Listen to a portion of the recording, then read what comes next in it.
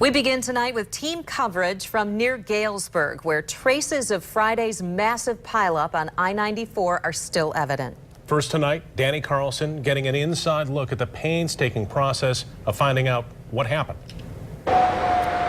Yeah, and you know what, Brian? Obviously, the extreme cold, the snow that we've been telling you about played a huge part in this crash. But this investigation is far from complete.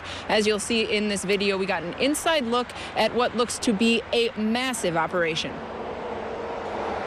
So we have to figure out how many cars are inside that, and what kind of cars they are, and how they got there. It sounds simple, right?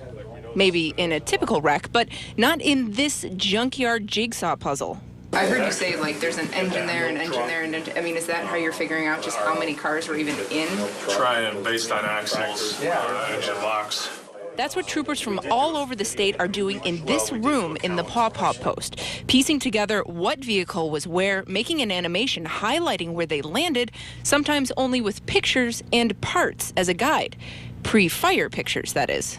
For instance, this car here was undamaged. It was slid just into the back there, but now you can see it's burned completely. So they think that their vehicle is just a slide off with very little damage, and they don't realize that their car was actually involved in a fire, and so now it's completely burned. So the work of piecing everything together is slow, using acid to find vehicle identification numbers on burnt car skeletons, matching those cars to drivers, registration, and insurance in the worst wreck some troopers have ever seen. The scene is like a war zone. It's, you know, it goes beyond anything, you know, that you would comprehend at a typical crash scene because of the repeated impacts.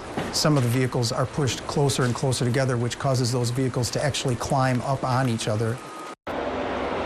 Now, we also did ask MSP troopers today about charges. What, if any, someone might face? And we were told that it's too soon at this point in the investigation to know if anyone will face any charges. But when and if that does happen, MSP will work with the county prosecutor's office to determine that. For now, live near Galesburg, Danny Carlson, 24 Hour News 8.